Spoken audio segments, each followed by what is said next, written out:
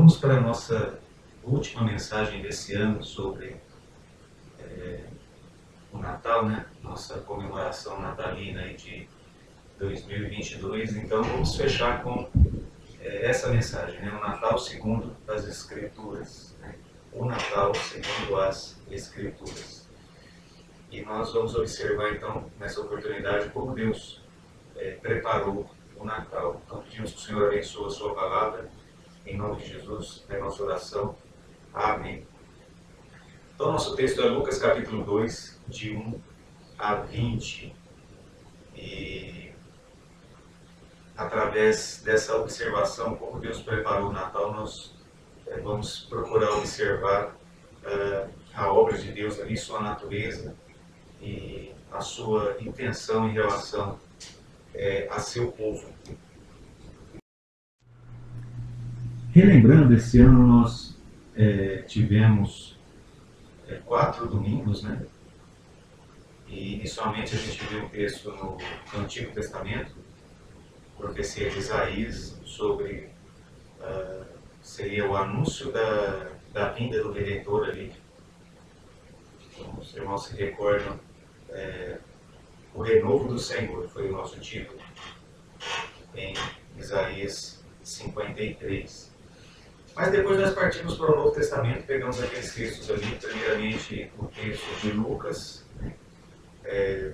capítulo 1 de Lucas, sobre o anúncio do nascimento do Messias, o anjo Gabriel falando com Maria. Então nós vemos ali Deus chamando Maria para cumprir o seu plano, que a gente tinha visto anteriormente ali. Também citando Isaías, que a Virgem conceberia, né? E isso seria o sinal. Então ali nós temos praticamente a abertura do Novo Testamento com o cumprimento dessa profecia da vinda, né, do Salvador prometido, do Cristo, do Messias, do Rei de Israel. Então ali o anjo Gabriel confirmando isso para Maria, e nós temos a resposta afirmativa dela, né? Eis aqui a serva do Senhor, nessa frase tão bonita que marcou ali a nossa mensagem ali de Natal também. Lembramos também que Deus fez a mesma coisa em relação a José, que era o noivo de Maria. Nós vimos toda uma circunstância difícil ali por causa do contexto deles, né?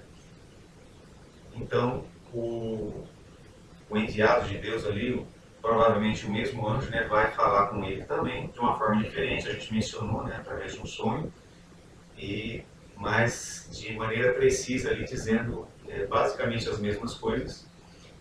E tem uma característica que se ressaltou ali, que na fala do anjo, né, não tenhais medo. Então essa apresentação de Deus sempre com essa intenção de nos trazer segurança, né?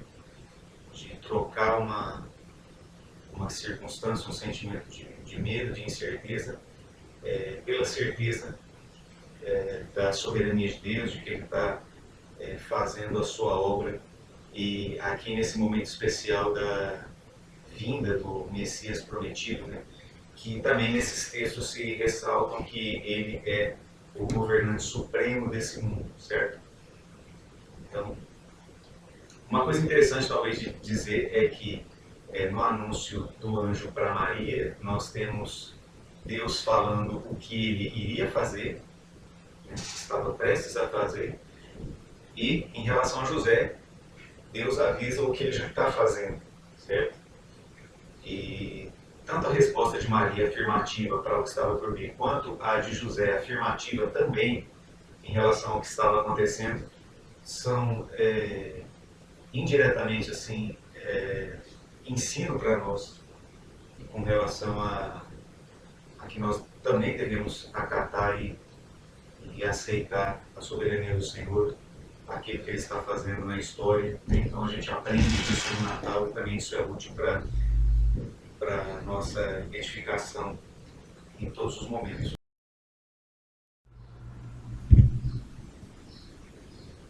Então, O nosso, vamos dizer assim, a verdade fundamental que nós vamos procurar aqui nessa passagem é que a Bíblia mostra que Deus preparou o Natal de uma maneira que demonstrou seu controle sobre esse mundo e seu amor para com o pecador. Nós vemos isso de uma forma muito especial ali, em cada detalhe daquela noite de Natal. E que nós passamos, né, de ontem para hoje, e hoje nós estamos no dia 25 de dezembro.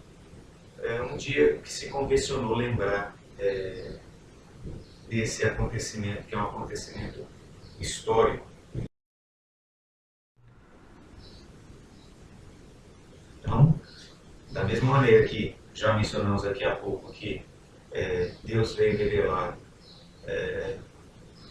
o seu plano e o que estava acontecendo naquele momento da vida deles, tanto para Maria quanto para José, o mesmo ele vai fazer agora nesse terceiro ato, vamos chamar assim, né?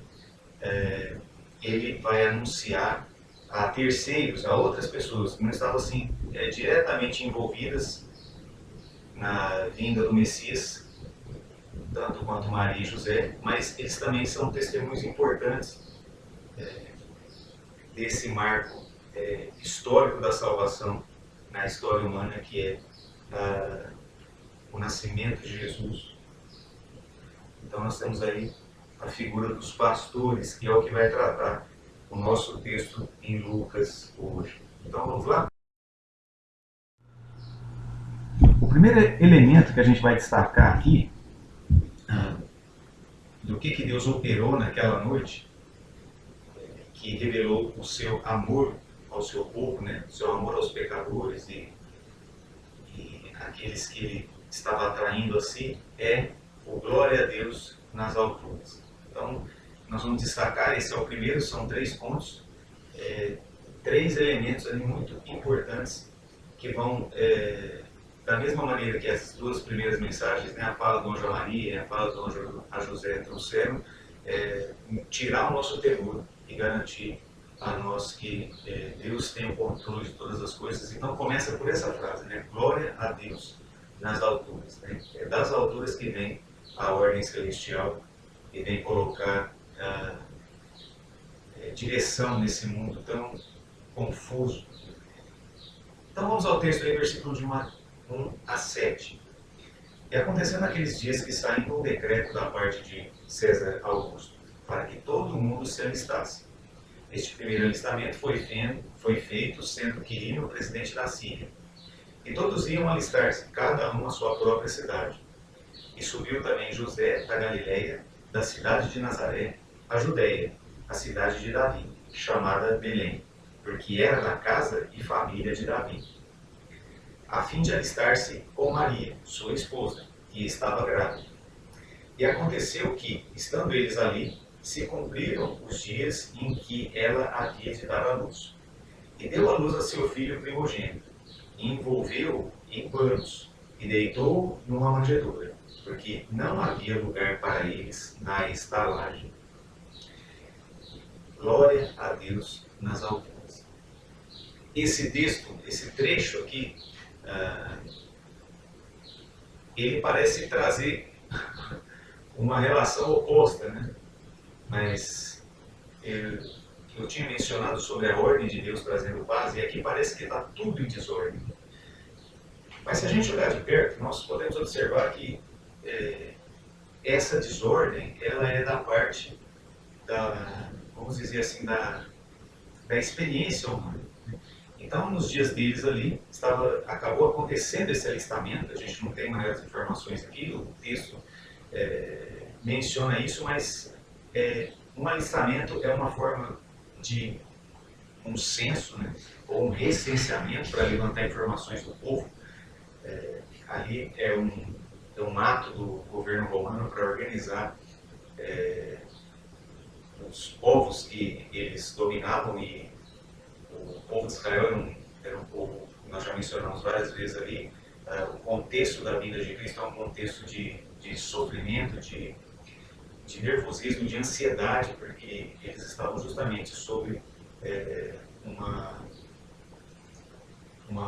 ausência de verdade, né? Um governo ali estrangeiro pesando sobre eles. É isso que está acontecendo aqui. Então, eles só estão tendo essa movimentação toda, né? A gente poderia chamar de um transtorno, né? De ter que sair do lugar onde vive para ir, de repente, por causa de uma ordem do governo do Estado.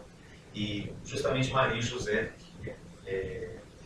tendo que sair da localidade onde eles viviam, da Galileia, né, que era mais ao norte ali da terra de Israel, e viajar para Belém, ao sul, para acatar a essa ordem ali. Então, isso não parece ter nada a ver com a glória e com a ordem de Deus, mas, por outro lado, esse fato que parece deve ter parecido para eles um fato assim, um transtorno naqueles dias, vai se encaixar de forma precisa e maravilhosa a promessa redentora, que era por eles mesmos tão aguardada. Então,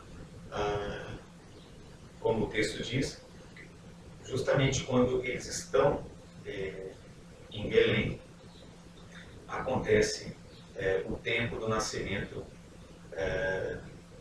do primogênito aí, né? Aparece essa palavra de novo pela segunda vez aí em Lucas, né? Deu à luz o seu primogênito, né? Que é o primeiro filho de Maria e José. Esse é o significado da palavra, né? Então, o Evangelho teve o cuidado, inclusive, de colocar isso aí. Então, estava nascendo ali o Deus Filho, ou com uma melhor precisão, né? A encarnação do Filho de Deus está ocorrendo ali, e sendo ele o unigênito de Deus, Pai, Filho e Espírito Santo, então é a encarnação do Filho,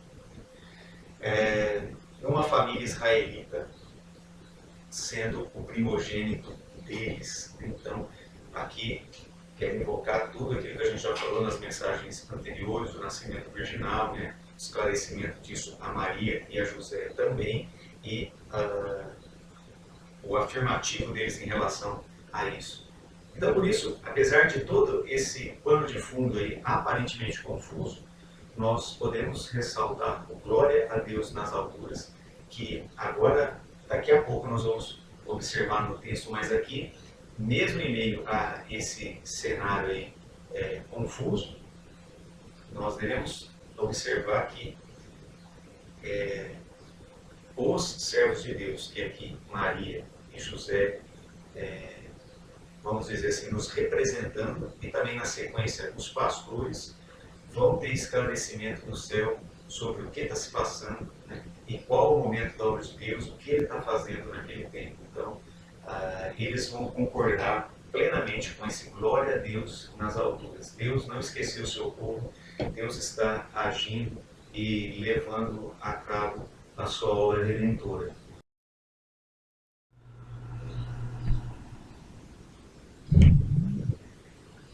Então, resumidamente, como dissemos nesse primeiro ponto, glória a Deus nas alturas, nós vemos que estava tudo fora de lugar. Jesus tinha que nascer em Belém, mas perto do seu nascimento, sua mãe e também seu pai adotivo ali, né, não estão em Belém, eles estão lá na Galileia. Mas para que se cumprisse a profecia, eles precisam estar no local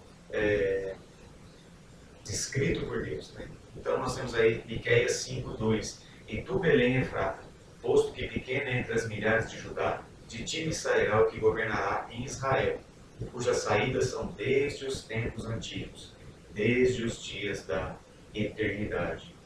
Então, algumas informações ali que o profeta coloca com bastante precisão, né? O local, a localidade do nascimento do Messias, necessariamente tinha que ser em Belém. Essa Belém era a mesma cidade de Davi. Então ele coloca isso. Era uma cidade de Judá.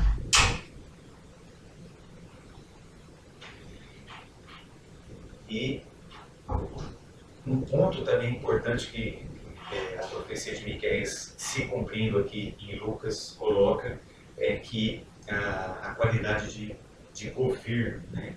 Então, a gente olha muito para Jesus, nós gentios, como Jesus o Salvador, né? Jesus o Filho de Deus, mas também no contexto do Natal se coloca isso, foi lembrado a Maria, né? E é parte integrante da profecia acerca de Jesus que ele é o detentor do governo, então ele é o filho de Davi, ele é o rei legítimo de Israel, né, do seu povo, e a gente sabe que a Escritura ela expande isso para o reinado universal do Filho de Deus. Outra característica aí da profecia é a eternidade de Jesus, cujas saídas são desde os tempos antigos, desde os dias da eternidade. Então, aquele menino não era uma pessoa comum, né? Ele era uma pessoa comum, assim, de carne e osso como nós, mas ele era especial. Ele cumpria esse papel, né? Ele ocupa esse lugar, como nós mencionamos também nas ocasiões passadas, de o último Adão. Então ele é aquele que vem nos trazer redenção. Enquanto o primeiro nos trouxe a queda, ele vem nos trazer redenção e a sua característica aqui divina, né? Então ele é divino, ele é o Deus Filho, ali o texto de Miqueias deixa claro, ele é desde os tempos antigos.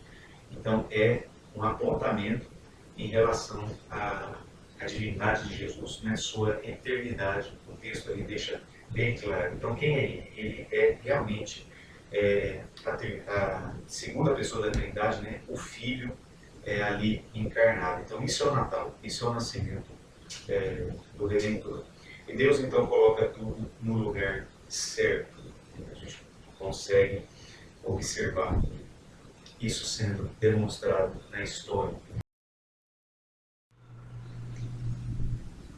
E agora então a gente já viu a imagem, mas agora nós vamos chegar realmente aos personagens aqui desse trecho, né? O personagem central é sempre Jesus, então aqui parece que o Evangelho vai acrescentando, né? Então Jesus é o anúncio da sua vinda, do seu nascimento, Maria, José e agora... Então vamos ao texto, né? Então enquanto a primeira verdade a ser destacada é o glória a Deus nas alturas, agora nós teremos o paz na terra. Isso é meio que uma ordem de cima para baixo mesmo, né? A própria fala aponta isso. Glória a Deus nas alturas. E em decorrência disso, paz na terra. Então vamos lá, versículos 8 a 14. Ora, havia naquela mesma comarca pastores que estavam no campo e guardavam durante as vigílias da noite o seu rebanho. E eis que o anjo do Senhor veio sobre eles, e a glória do Senhor os cercou de resplendor, e tiveram grande temor. O anjo lhes disse: não temais, porque eis aqui vos trago novas de grande alegria, que será para todo o povo, pois na cidade de Davi vos nasceu hoje o Salvador, que é Cristo, o Senhor. E isto vos será por sinal: achareis o menino envolto em panos e deitado numa manjedoura. E no mesmo instante apareceu com o anjo uma multidão dos exércitos celestiais, louvando a Deus e dizendo: glória a Deus nas alturas, paz na terra, boa vontade para com os homens. Então nós vemos nesse texto aí, esse segundo ponto. Na verdade, no versículo 14 aparece o primeiro e o segundo juntos, né? A minha intenção de puxar o glória a Deus nas alturas para a primeira parte aí do capítulo, né? Versículo de 1 a 7, foi mostrar o contraste realmente, né? Então, enquanto na sociedade estava aquele burburinho, né? Aquele tumulto, nós vamos olhar esse grupo, aparentemente, naquele momento de atividade deles, eles estão separados daquilo, né? Então estão na sua atividade comum ali no campo, e é nessa circunstância que eles vão ver, ser usados, né, por Deus, e vão receber esse testemunho tão maravilhoso, né? Então o texto descreve eles eram pastores, né? Foi algo que aconteceu durante a noite, então vai visualizando ali, a imagem ajudou a gente um pouco nisso, né? Eles estavam pastoreando seu rebanho, sempre essa figura aí do pastor cuidando do rebanho, nós vemos que isso é algo bem utilizado no Evangelho. Deus o nosso pastor, né? Jesus é colocado como, ele mesmo se chama de o bom pastor. Aí nós temos isso em João 10. Então ele chama as suas ovelhas o ouvem, né? Conhecem sua voz e se juntam a ele de forma segura e definitiva. Nós temos essa mensagem em João 10. E aqui essas pessoas são pastores também, eles estão cuidando do rebanho, então eles trazem esse vínculo do cuidar, assim, né? É justamente isso que Deus está fazendo ali, está cuidando do seu povo, e ele fala a esses homens simples, né? Essas pessoas simples que estão ali fazendo essa atividade tão corriqueira, né? Mas Deus escolheu eles para que eles, que talvez nós possamos dizer que eram as pessoas que poderiam absorver isso com maior simplicidade, né? Então, uma outra característica da obra de Deus é isso, né? Vir com simplicidade, de uma forma que até a pessoa mais simples mesmo, né? Mais possa entender o plano de Deus. Então não é algo assim que vise alcançar os mais brilhantes, né? Nada disso. Qualquer pessoa pode entender o chamado e a obra de Deus. Então o anjo veio sobre eles, né? O cercou de resplendor, deve ter sido um momento único, né? Na experiência humana em relação à manifestação de Deus, né? Eles tiveram um grande temor, né? Observa a mesma coisa de Maria e José. Então, o homem caído diante da manifestação de Deus, isso provoca temor nele. Então, o ato seguinte ali, o versículo 10, né? E o anjo lhes disse, não temais. Então, o anjo está sempre falando isso àqueles que são objeto da graça de Deus. Mesmo sendo objeto da graça de Deus, nós podemos lembrar a nossa relação de temor, né? E Deus, a primeira coisa que ele vem falando então é não temais. Então ele vem ali trazer novos de grande alegria, que será para todo o povo. Então eles eram, de uma certa maneira, emissários, né, por assim dizer. Então eles estavam ali recebendo algo de que depois eles seriam testemunhas. Será para todo o povo.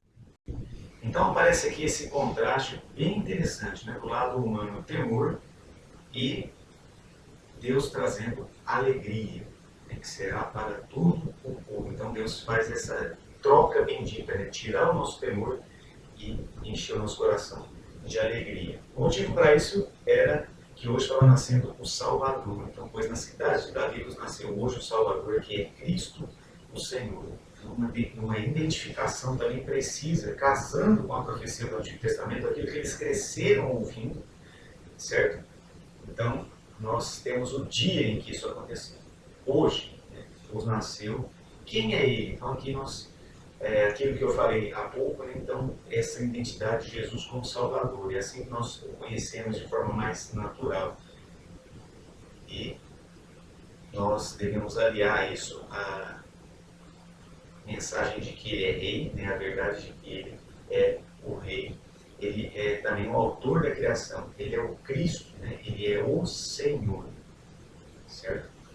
Então nós temos todo esse peso em cima desse anúncio aí. Hoje continua dizendo para eles, né? Que seria um sinal eles acharem esse menino, né? Esse menino deitado numa manjedoura. Também aparece, Deus parece gostar de lidar com contrastes, né? Então aqui tem toda essa grandiosidade do que está acontecendo, a vinda do Verbo, a encarnação de Deus, só que ele vai ser achado deitado em um lugar muito incomum, né, numa manjedoura. Manjedoura significa tanto o local de guarda de animais, quanto o próprio coxo, né, que é mais comum a gente ter aquela imagem do menino deitado, tendo ali um coxo feito de berço. Então, nós podemos pensar nessas duas coisas e imagina como isso deve ter soado para eles, né? Peraí, mas então é o Messias, mas nós vamos encontrar ele dessa maneira. Então, voltando aqui, era uma forma de apresentação de salvação ao alcance de toda e qualquer pessoa da mais socialmente importante poderia estar ali, como do mais humilde e simples, como nós vemos que aconteceu. É a imagem do presépio, né? Então ali vem adorar ao menino nascido tanto pastores, que são uma classe simples da sociedade, quanto os chamados magos do Oriente, né, que eram pessoas de alta classe, pessoas, como nós podemos dizer assim, altos acadêmicos daquela época. Né? A tradição às vezes mostra eles como reis do Oriente, reis magos, né? Mas de fato eles eram pessoas de estudo, pessoas que procuravam, através da observação e do estudo, né, eles conheciam os textos do Antigo Testamento, eles também estudavam, tinha um aspecto de estudo da natureza ali, né, o texto mostra eles se orientando pelas estrelas para chegar até ali. Então isso já é uma forma ali, primitiva, mas bem eficaz de ciência. Né? Então eles também estão ali. Então veja como, de forma maravilhosa, Deus traz a sua salvação de forma a alcançar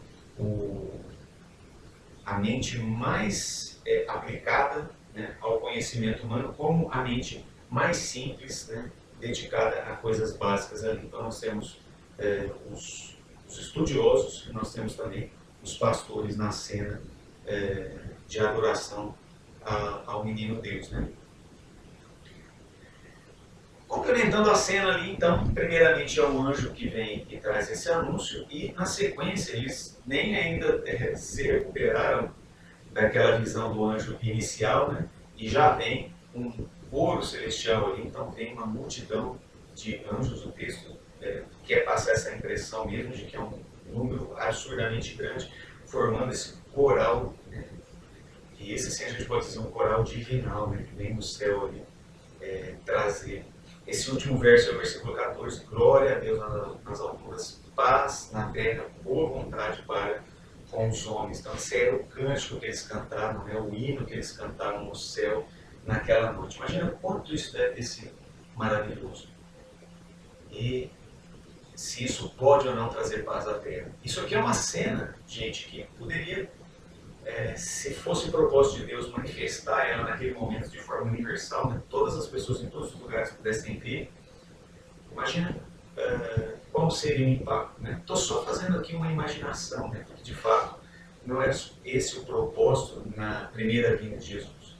A primeira vinda de Jesus tem essa característica, né? A encarnação de Jesus, que é a sua primeira vinda, a encarnação do Filho de Deus, né? Do nosso conhecido Jesus Salvador.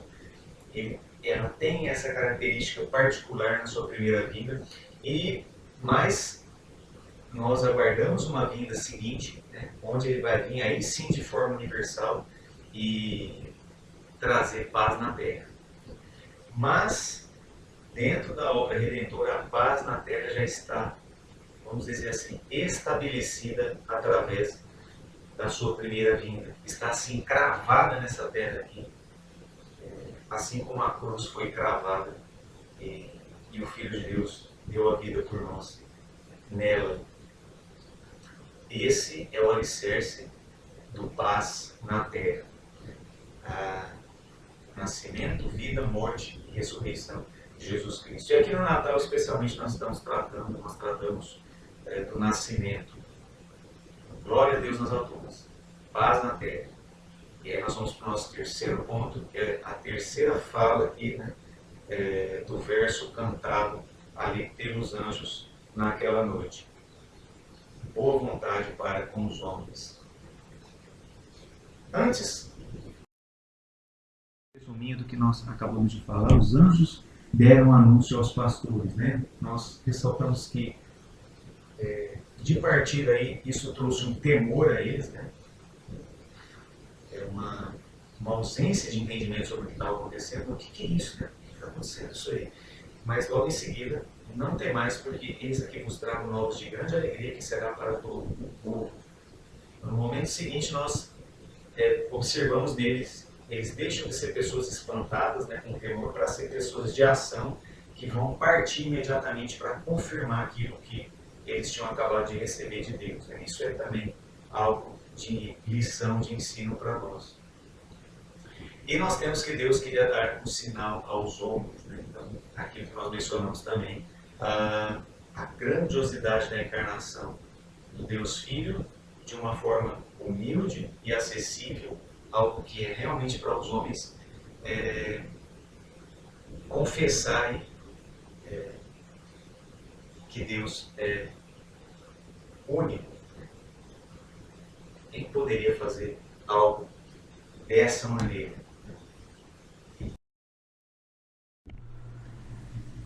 E aí nós partimos para a nossa cena final, né? Os pastores deixam os campos, deixam os rebanhos ali, e eles partem para ir confirmar aquilo que eles tinham acabado de ouvir dos anjos no céu. E eles realmente confirmam que é de fato como Deus havia falado.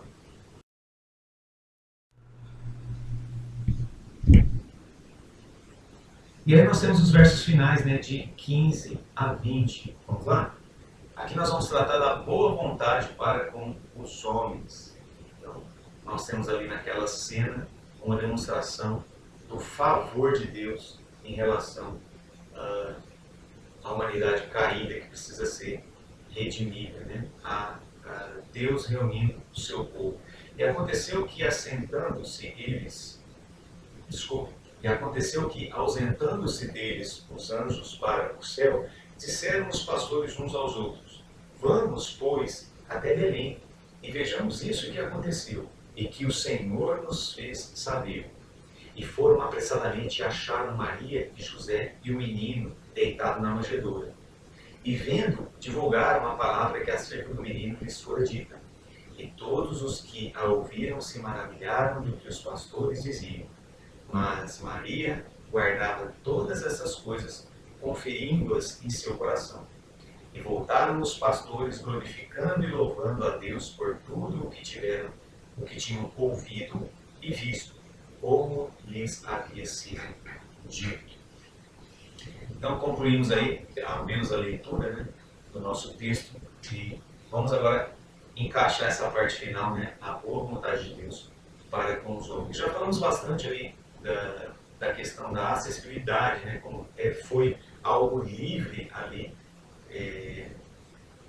o alcance, né, como as pessoas podiam chegar, e nós até observamos ali algo curioso que eu vou destacar daqui a pouco, sobre as pessoas poderem ver o menino nascido naquela noite. Nós vemos a iniciativa deles ali depois, imediatamente depois que os anjos, o texto é bem preciso aqui, né? Aconteceu que ausentando-se deles, os anjos para o céu, disseram uns aos outros: vamos, pois, a Belém, e vejamos o que aconteceu, que o Senhor nos fez saber. Então, essa atitude imediata deles, né? A gente acabou de ter uma revelação, e no ponto seguinte que os anjos se ausentam, eles já partem para confirmar, para conferir aquilo. Né? O versículo acrescenta abaixo aí que eles fizeram isso de forma apressada. E eles chegam e veem, e podem ver a cena que o anjo acabou de descrever para eles. Né? Maria, José e o menino deitado na manjedoura. Né? Exatamente confirmando o sinal. Aquele era o sinal que o anjo havia dado. Aí, possivelmente, a hora que o anjo falou, imagina que, será que houve alguma dúvida, né? Eles pensaram: tá bom, a gente sabe que é o filho de Davi, mas sendo filho de Davi, ele é alguém de alta classe. Né? Como nós vamos poder nos aproximar? E veja só, qualquer um pode se aproximar. Ele está em uma manjedoura. E a cena do presépio é tão bonita, né? Até os animais estão ali, aparentemente uma atitude de...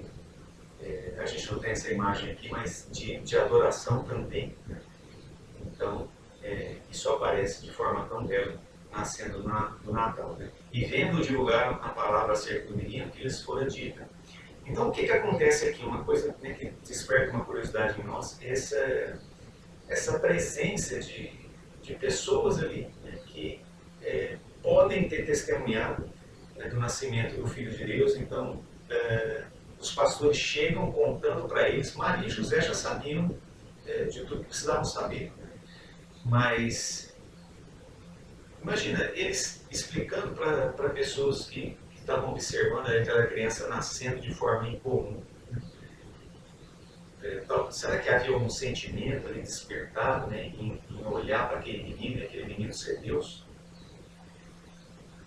Se havia ou não, né, a gente vai ficar com essa interrogação. Mas esses pastores, né, que chegam naquela proximidade ali e falam: olha, nós acabamos de ver uma cena divina, né, uma revelação divina ali, de anjos falando acerca desse menino e quem ele é. Já acrescenta, né, um peso ali de revelação, que aí já é treino, né? Maria, José e agora os pastores. Então eles receberam uma revelação direta de Deus sobre a identidade do menino, né? E eles transmitem essas pessoas que nós não conhecemos, né? Nós não sabemos quem eram, né? Mas de uma forma também paralela, nós estamos aqui compartilhando isso e relembrando isso, né? E todos os que a ouviam se maravilhavam do que os pastores diziam. Então, as pessoas atentas àquela mensagem naquela ocasião. Era uma mensagem também como nós nos habituamos a ouvir em cada domingo, especialmente no domingo desse ano, que é o domingo do Natal, né? Mas Maria guardava todas essas coisas, conferindo-as em seu coração. Então o texto ressalta ali, de novo, dentro desse boa vontade para com os homens, nós vemos esse grupo misturado de pessoas aqui. E imagina como cada um estava recebendo isso. E aparece essa frase aqui, a Maria, mostrando essa realidade de guardar a palavra de Deus, guardar os acontecimentos e conferir essas coisas no coração. E buscar talvez um preparo, né? O que Deus espera de mim? Qual é a resposta? O que eu vou fazer com isso que agora, essa verdade que chega até mim e que até me transforma, né? E voltarmos, pastores, glorificando a Deus, glorificando e louvando a Deus por tudo que tinham ouvido e visto, como lhes havia sido dito. Então aqui nós temos uma característica da revelação de Deus, né? O ouvir, o ver e a satisfação em ver que a perfeição de Deus, né? Como o que eles ouviram e o que eles viram era tudo conforme o que Deus havia dito. Então aqui tem também algo especial para nós. Mas vamos ao resumo dessa parte final para a gente poder.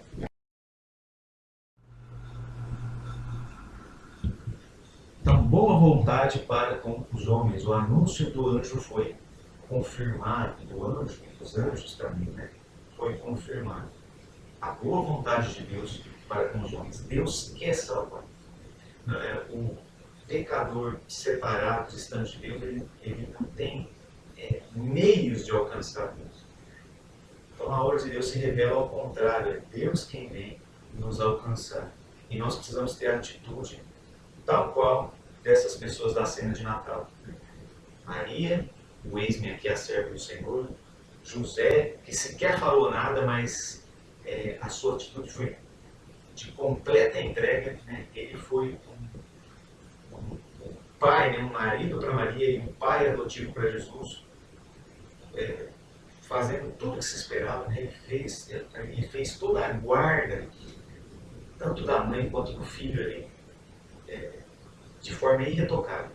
Não só aqui até essa parte, mas como nós mencionamos antes, depois naquela fuga para o Egito, ele leva eles de forma segura, ele traz ele. Então, um servo de Deus também admirável, tal qual Maria e tal qual esses pastores nessa cena que a gente viu, tem muito a nos ensinar, né? E coisas que devem ser guardadas e conferidas no coração. como essas coisas falam conosco, né? Às vezes falam de uma forma particular com cada um. Né? Nós vimos semana passada, por exemplo, Deus faz a sua obra dentro da sua ordem própria, que Ele próprio estabeleceu. Então, Ele trouxe o seu Filho à humanidade para redimir a humanidade. Como o Filho de Deus veio? Veio nascendo dentro de uma família, de um jovem casal, um homem e uma mulher, e dentro da providência da vida que Ele próprio criou. Ele vai nascer como um de nós, né? Como cada um de nós nasceu. Então, a própria simplicidade da experiência da chegada da vida é algo que deve fazer nos lembrar da obra de salvação. Então, a vida física, mas aqui a vida também espiritual, né? O perdão e a vida eterna que Jesus vem nos trazer. Então, imagens aí, os pastores ali recebendo o anúncio no momento inicial, e Deus fazendo a sua obra no céu, no meio de todo um mundo confuso. O testemunho, a palavra de Deus é estabelecido e vem tirar o nosso temor e nos trazer paz. E a cena seguinte, os pastores ali, tanto um quanto o outro, são desenhos, né? Mas são bem úteis para acrescentar e fortalecer o nosso entendimento. Então, como pode ter sido, né, eles chegando ali, e o que eles estão fazendo ali na presença de Jesus? Eles estão adorando o menino nascido. Nós também precisamos nos sujeitar à salvação de Deus, aceitar a sua graça. Nós somos dependentes da sua obra para poder ter nossa relação com Deus bem estabelecida. Então, essa é a razão da adoração. Nós agora temos um Salvador. Nós podemos confiar que Deus faz a sua obra e salva o seu povo. Então, em nome de Jesus, nós oramos agradecidos. Essa é a nossa mensagem de Natal. Amém.